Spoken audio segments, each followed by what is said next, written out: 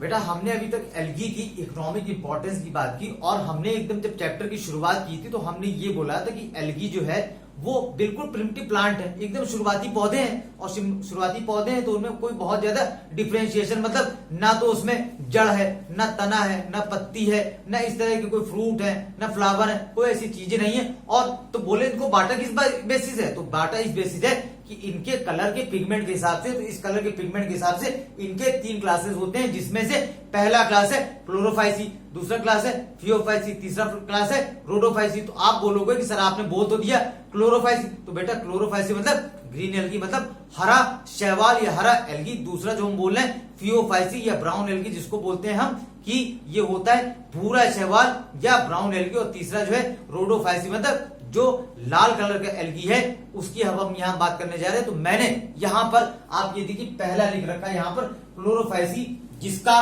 कि दूसरा नाम है क्लोरोफाइटा और इसी को बेटा बोलते हैं ग्रीन एल्गी, जो कि कैसा होता है ग्रीन कलर का होता है। और मैंने ये ग्रीन कलर की पत्ती ले रखी जो कि एंजियोस्पर्म है। और ये बोलते हैं कि जो ग्रीन एल्गी हैं ये रिजेम्बलेंस करते हैं, बोलते हैं कि हम छोटे जरूर हैं, बिल्कुल प्रिमिटिव प्लांट है, लेकिन हम बराबरी किसकी करेंगे, हम बराबरी करेंगे बिल्कुल जो बहुत बड़े पौधे हैं एंजियोस्पर्म है, जिनके पास क्या है, जिनके पास हरी कलर की पत्तियां हैं, हम उनसे मिलते जुलते हैं। तो बोलते हैं क्यों मिलते जुलते हैं, तो मिलते जुलते इस वजह से क्योंकि इनके पास क्या है, इनके पास है क्लोरोफिल ए और साथ में क्या है क्लोरोफिल ए। और मैं ये बात यहाँ पर बिल्कुल नहीं बोल रहा हूं कि क्लोरोफिल ए बी के अलावा इनके पास और क्लोरोफिल नहीं है, आप भी अच्छी तरह जानते हैं क्लोरोफिल तमाम तरह के। और जो प्लांट्स हैं तो यहाँ मैं एल्गी, ब्रायोफाइटा, टेरिडोफाइटा, जिम्नोस्पर्म की बात नहीं कर रहा हूं। तो इनके पास जो प्रीडोमिनेंस है, प्रीडोमिनेंस का मतलब कि इनके पास प्रभुत्व में मतलब कि बहुत ज्यादा मात्रा में क्लोरोफिल ए और बी है। ये उसी तरह से है कि यदि मैं वेजिटेरियन हूं, यदि मैं केवल क्या खाता हूं कि शाक सब्जी खाता हूं, मैं साधारण खाना खाता हूं, तो मैं मांसाहारी को ज्यादा मत तो नहीं दूंगा। लेकिन हो सकता है कि मेरा कोई दोस्त ऐसा है, मेरा कोई ऐसा दोस्त है कि जो मांस खाता हो, तो मैं ये तो नहीं होगा कि मैं मांसाहारी हो गया तो इसको बहुत ज्यादा महत्व तो नहीं दिया गया। तो क्लोरोफिल ए और बी की वजह से इसका कलर जो है बिल्कुल ग्रास ग्रीन या मतलब बिल्कुल हरे कलर जैसा है। आप मुझको बोलोगे सर आप बुद्धू बना रहे हो, तो मैं बेटा आपको बुद्धू नहीं बना रहा हूं, मैं आपको ये दिखा रहा हूं कि ये छोटा जरूर है, ये गरीब जरूर है, लेकिन ये क्या कह रहा है कि मैं गरीब जरूर हूं, लेकिन मैं क्या करता हूं, मेरे पास क्लोरोफिल ए है, क्लोरोफिल बी है, जो कि इज्जत और मान मर्यादा के बराबर है। तो बोलता है कि मैं इसका मतलब कि उनके बराबर में सिमिलरिटी रखता हूं। तो इस तरह से क्या हो गया, ये ग्रीन एल्गी की बिल्कुल शुरुआती इंपॉर्टेंस है।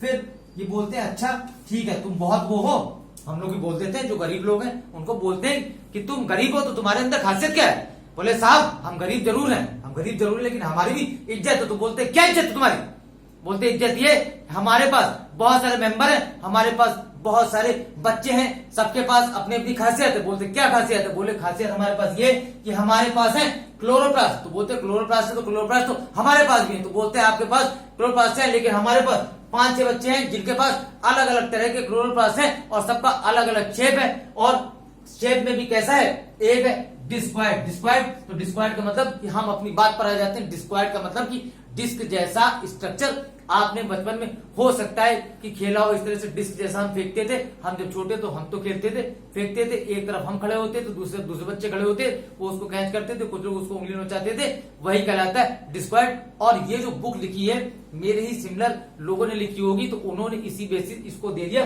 डिस्क्वाइड। पहला हो गया डिस्क्वाइड, दूसरा आप जानते हैं प्लेट में हम खाना खाते हैं, तो प्लेट के जैसा स्ट्रक्चर, और ये प्लेट लाइक स्ट्रक्चर किस तरह से होगा आप भी अच्छी तरह जानते हैं बेटा प्लेट क्या होती है।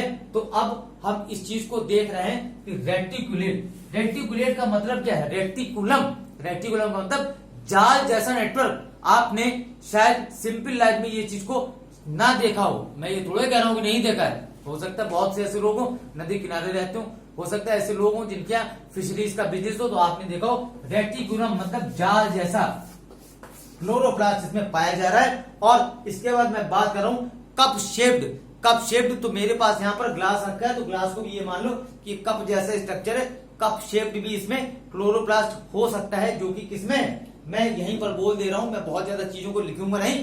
कप शेप का मतलब हो गया कि क्लेमाइडोमोनास में कप शेप्ड क्लोरोप्लास्ट है जो कि कप जैसा है, कप जैसा है, और बड़ा घमंड भी करता है कि भैया मेरे यहाँ कप है, तुम लोग तो ग्लास में चाय पीते हो। तो मैंने इसी वजह से ग्लास को दिखाया। और उसके बाद जो हमारे पास कप शेप के बाद आ रहा है स्पाइरल, स्पाइरल, स्पाइरल द्वारा बोला कि भगवान आपने तो हमको इस तरह से एकदम कर दिया नॉर्मल सा, और मैं क्या करूं। तो बोले बेटा तुम परेशान ना हो, मैं तुमको दे रहा हूं ये रिबन शेप्ड क्लोरोप्लास्ट। बच्चों को हम लोग क्या कर देते हैं, कभी कभी आप जब मेरी उम्र पहुंचोगे तो बच्चों को कभी कभी झूठ मूठ बहकाने के लिए, झूठ मूठ बहकाने के लिए मतलब कि ऐसे ही बोल देते हैं, अरे ये लो बेटा मैं तुम्हारे लिए टॉफी ले आऊं। खुद हम भले 1000 रुपए खर्चा करके आ रहे हो, छोटे बच्चों को बहका किस तरह से देते हैं, ये लो बेटा मैं तुम्हारे लिए 1 रुपए की टॉफी लेके, बोलते नहीं 1 रुपए की, अरे मैं तुम्हारे टॉफी बहुत दूर से लेके आऊं। यही क्या है, यही स्पाइरल या रिबन शेप्ड क्लोरोप्लास्ट जो कि पाए जाते हैं किसमें, स्पाइरोगायरा में। तो यहां तक हम बात अपनी खत्म करते हैं इस क्लोरोप्लास्ट की। क्लोरोप्लास्ट आपको पता ही है, क्लोरोप्लास्ट है तो क्लोरोफिल होगा, और क्लोरोफिल होगा तो क्लोरोफिल में कौन कौन सा, आप हमारे साथ बोलिए, क्लोरोफिल ए और क्लोरोफिल बी दोनों इसमें पाए जाएंगे। अब बात आती है कि चलो सर आपने सब तो बात बोल दी आपने, अब यहाँ पर रिपीटर्स अपनी बात को बोलेंगे कि सर ये तो चलो ठीक है, ये तो बच्चे भी जानते हैं। तो मैं बोल रहा हूँ बेटा हाँ बच्चे जानते हैं, आप बड़े हो, आप बड़े हो, तो मैं अब आपके मतलब की बात यहाँ पर कहने जा रहा हूं कि यहाँ पर कुछ स्पेशल टाइप के स्ट्रक्चर है जिनको हम बोलते हैं पायरिनोइड्स। और क्वेश्चन जब भी यहाँ पर आता है तो अब वो समय नहीं रह गया कि क्लोरोप्लास्ट से क्वेश्चन पूछे जाए कि कैसा शेप है, कैसा स्ट्रक्चर है, स्पाइरल कौन सा है, कप शेप कौन सा है। तो कप शेप किसमें है, कप शेप होता है क्लेमाइडोमोनास में, और स्पाइरल आप ध्यान रखो स्पाइरल होता है स्पाइरोगायरा में। तो अब मैं बात करने जा रहा हूं पाइनेट से, जिससे आपका क्वेश्चन आएगा। तो लाइन लिखी है बुक में, स्टार्च, स्टार्च स्टोरेज, बस यहीं पर मैंने आपको बात बोली और बुक भी आपको कंफ्यूज करती है। तो लाइन रियल में क्या लिखी, मैं उस बात को लिखने जा रहा हूं, protein, protein, protein besides starch. तो आपने अगर बुक पढ़ी होगी तो आप इस चीज को समझ गए होंगे। और मैं आपसे यहां बोल रहा हूं कि ये बोलो कि बेटा ये पायरिनोइड जो है स्टोरेज किसका है, पायरिनोइड्स का है कि स्टार्च का है, पायरिनोइड्स। तो मैं बोल ही रहा हूं कि पायरिनोइड्स किसको स्टोरेज कर रहा है, प्रोटीन को कर रहा है कि स्टार्च को कर रहा है। तो यहां पर आप बोलोगे सर प्रोटीन बिसाइड स्टार्च का मतलब है कि क्या, प्रोटीन को स्टोरेज कर रहा होगा। तो यहीं पर क्वेश्चन में क्या होता है, कंफ्यूजन में केवल 2 में आप कंफ्यूज होते हो, प्रोटीन को स्टोर कर रहा है कि स्टार्च को स्टोर कर रहा है। तो यहां पर आप सीधे समझ लो कि स्टार्च को ही स्टोर करता है। तो ये लाइन को आप एकदम रट लो, प्रोटीन बिसाइड स्टार्च का मतलब है कि स्टोर किसको कर रहा है, स्टोर कर रहा है स्टार्च को। और केवल बुक में इतनी लाइन लिखी है, इस वजह से हम चीजों को समझ नहीं पाते। अब मैं इसको आपको एक्सप्लेन कर रहा हूं कि स्टार्च का स्टोरेज आखिर कैसे है। तो इस चीज को आप देखो कि प्रोटीन, प्रोटीन की बात यहां पर हम खत्म करते हैं। जो पायरिनोइड्स है, पायरिनोइड्स में किसकी रिचनेस है, पायरिनोइड्स आखिर है क्या, बोलते भैया मेरी इज्जत क्या है, मेरी कौन सी इज्जत है। तो हम उसको बोल रहे हैं पायरिनोइड्स तुम्हारी इज्जत ये है कि तुम्हारे पास क्या है, तुम्हारे पास दुनिया का जो सबसे अबंडेंट एंजाइम रिबुस्को है, रिबुस्को की रिचनेस है। इसके पास जो फोटोसिंथेसिस के प्रिंसिपल एंजाइम है उसकी इतनी ज्यादा रिचनेस है। और जो एंजाइम फोटोसिंथेसिस कर रहा है इसका मतलब वो बनाएगा क्या, आपको अच्छी तरह पता है। जो लोग साइंस के नहीं होंगे इस बात को नहीं समझ पाएंगे, वो इस चीज को जान रहे हैं कि वो क्या कर रहा है, वो स्टोरेज कर रहा है किसका, बनाएगा क्या। अरे यार बनाओगे रोटी तो रखोगे क्या, ऐसा तो नहीं कि मटन रखोगे।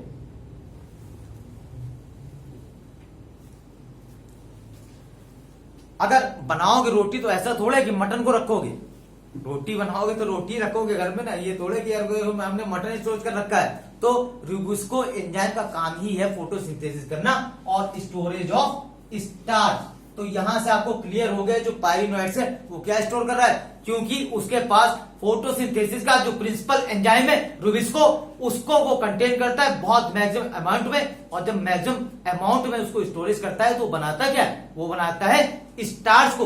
और जब स्टार्च को ही बनाएगा तो स्टोर क्या करेगा, वो स्टोर करेगा स्टार्च को। इस तरह से यहां पर ये बात खत्म हो जाती है कि स्टार्च की ही सिंथेसिस करता है। और क्वेश्चन जब भी पूछा जाएगा यहाँ पे क्लोरोप्लास्ट और ये सब चीजें नहीं पूछेगा, क्लोरोफिल नहीं पूछेगा, न्यूट्रिशन नहीं पूछेगा कि करता है कि नहीं करता, पूछेगा हमेशा कि पायरिनोइड्स क्या स्टोर करते हैं। तो आप सीधे टिक मारोगे बेटा, स्टार्च को आप स्टोरेज करते हैं, स्टार्च को ही आप स्टोरेज करते हैं। तो यहां पर अब एक जो इंपॉर्टेंट और पॉइंट रह गया वो रह गया है इसकी सेल वॉल का, जो कि पूछा जाने लायक क्वेश्चन है और अभी तक लोगों की नजर नहीं पड़ी, लोग पूछ नहीं थे। तो सेल वॉल में आप इस बात को ध्यान रखो, तीनों में मैं तीनों की यहाँ पर बात कर देता हूं तीनों ही एल्गी की, ग्रीन एल्गी की भी, ब्राउन एल्गी की भी और एग एल्गी की भी। एग एल्गी मेरे मुंह से निकल गया, एग नहीं रेड एल्गी है। तो यहां पर क्या है तीनों में, पहली बात तो बोले हमारे घर तो सबके अंदर एक जैसे हैं। बोले हाँ हाँ ठीक है।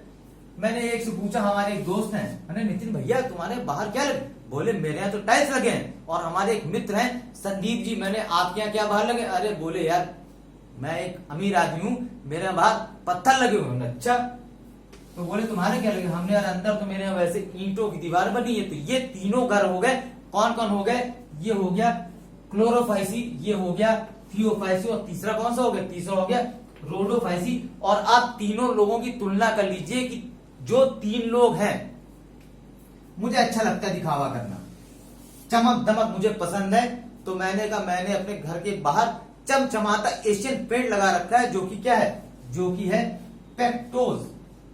पेक्टोज क्या है बेटा? यहीं से ध्यान रखो, पेक्टोज क्या है? जो कि है क्लोरोफाइसी या ग्रीन एल्गी की बाहरी दीवारों पे क्या लगा रखा है? एशियन पेंट मैंने लगा रखा है। और दूसरे जो हमारे दोस्त हैं, जो कि है नितिन जी या आप संदीप भी बोल सकते हैं, मैं कंफ्यूज हो गया कि कौन क्या बात बोल रहा है, जो कि है थियोफाइसी या ब्राउन एल्गी बोलते। देखो भैया मैं बहुत अमीर आदमी हूं, तो मैं अच्छा अमीर आदमी तो लगाया क्या? बोले मैंने लगा रखा है एक नंबर का पेंट लगा रखा है, और उसका नाम है एल्गिन, जो कि मैंने अपनी घर की बाहरी दीवारों पर लगा रखा है। भले पानी बरसे कुछ भी रखे, मेरे घर की दीवारें एकदम सुरक्षित है, एकदम कायदे से। और तीसरे नंबर पे जो हमारे दोस्त हैं नितिन जी, और वो बोल रहे हैं क्या? देखो मैं बड़ा भलाई का काम करता हूं, और मैंने क्या लगा रखा है? मैंने यहां पर लगा रखा है कैरागेनिन। तो हमने कैरागेनिन से करते क्या हो भाई साहब? तो बोले कि मैं कैरागेनिन से क्या करता हूं? बोले देखो मैं एक बिजनेसमैन हूं, और मैं अपने घर की बाहरी दीवारों से क्या कर लेता हूँ? आइसक्रीम और जेलीज को बना लेता हूँ। तो इस तरह से हमारा भी काम चल जाता है, हमारा घर तो अपना चल ही रहा है अंदर से। कि सेलुलोज की दीवारें, तो बेटा यहाँ पे याद क्या रखना है कि तीन लोग हैं, कौन कौन? क्लोरोफाइसी, थियोफाइसी और रोडोफाइसी। तीनों की घर की अंदर की दीवारें बनी है एक जैसे पदार्थ की बनी है। किसकी बनी है? सेलुलोज की बनी है। और बाहर की तरफ कौन सा सब्सटेंस? जो पहला है क्लोरोफाइसी, क्लोरोफाइसी में कौन सब्सटेंस? क्लोरोफाइसी में हो गया कौन सा? पेक्टोज। और दूसरा कौन सा है? थियोफाइसी या ब्राउन एल्गी, उसमें कौन सब्सटेंस है? एल्गिन। और तीसरा जो है रोडोफाइसी। रोडोफाइसी आप याद रखिए, रोडोफाइसी में जो सबसे सब्सटेंस बाहर है वो क्या है? वो कैरागीन है। तो इकोनॉमिक इंपॉर्टेंस की बात मैं पहले भी कर चुका हूं, मैं आपको फिर बताऊंगा। बस इस आर्टिकल में एक लास्ट चीज रह जा रही है। बच्चे बोलेंगे जो हमारे थोड़े एक दो एग्जाम दे चुके हैं, बोलते हैं सर ये सब तो हमें सब याद रहता है, आप ये सब जो बातें बता रहे हैं हमें सब याद है। तो हमें पता है कि बेटा आप जो चीज भूलते हैं वो केवल क्या है? वो केवल आप एग्जाम्पल भूलते हैं। और मैं कोशिश पूरी करूंगा, आपको ट्रिक पसंद हो तो आप याद कर लें, नहीं पसंद हो आपकी मर्जी। तो मैं इसको लिख दे रहा हूं काली। पहले हमारी आप बात को सुन लेना। काली एसयूवी, एसयूवी कार होती है, अभी लॉकडाउन में बहुत बिकी है। एसयूवी कार होती है, थोड़ी सस्ती भी है, थोड़ी महंगी भी है, और सिंपली लोग उसको खरीद लेते हैं, देखने में बहुत लग्जरी लगती है और बहुत महंगी भी नहीं। तो काली एसयूवी, काले रंग की कार है, तो क्या करेगी? चमचम करेगी कि नहीं करेगी? काली एसयूवी चमचमाती है या चमचम करती है। काली एसयूवी चमचम करती है या चमचमाती है। तो काली एसयूवी से, काली से वर्ड क्या हो गया? काली से हो गया यहाँ पर, काली से काली माता का नाम यहाँ पर नहीं ले रहा, काली मतलब क्लोरोफाइसी। काली मतलब यहां पर हो गया क्लोरोफाइसी। और यार मैं थोड़ा भूल गया हूं, काली क्लोरोफाइसी में ई, हाँ एस से क्या हो गया? अब देखो तुम्हें याद आ रहा होगा, एस से तुम खुद बोलो, एस से हो गया क्या? स्पाइरो गायरा, यहां से हो गया स्पाइरो गायरा। और यू से तुम्हें खुद पता है यार, यूलोथिक्स को पढ़ रखा है, 9th 10th से पढ़ रहे हो आप। और वी से क्या हो गया? वी से बॉल बॉक्स। और चमचम से यहां पर दो बार सी एच है, तो एक सी एच से मैं अब लिखूंगा नहीं बार बार, मैं केवल बोल रहा हूं। एक सी एच से होगा क्लोरेला, और दूसरे सी एच से क्या हो गया? क्लेमाइडोमोनास। तो मैं इसको आपको एक बार तेजी से बोल रहा हूं, मेरा आप इसको ना जाइए कि मैं एग्रेशन में हूं। काली एसयूवी चमचमाती है, काली मतलब क्लोरोफाइसी। एसयूवी एक कार होती है, एसयूवी काली एसयूवी चमचमाती है। बेटा तुम्हें खूब याद रहेगा, काली मतलब क्लोरोफाइसी, एस मतलब स्पाइरोगायरा, यू मतलब यूरोथिक, वी मतलब बॉल बॉक्स। चमचमाती में दो बार चार है, चार मतलब सी एच, तो क्लोरेला और क्लेमाइडोमोनास। एक को और जगह दे दो, जो कारा लिख रखा है उसको भी जगह दे दो, क्योंकि क्लोरेला और क्लेमाइडोमोनास सीधे सीधे एग्जाम्पल नहीं दे रखे हैं। कारा को आपको याद रखना है, तो चारा भी बोल सकते हो, कारा भी बोल सकते हो। तो इस तरह से हमारे पास ये सारे एग्जाम्पल हो गए, आप इनको याद रखिए और हम फिर बात करते हैं इसके बाद।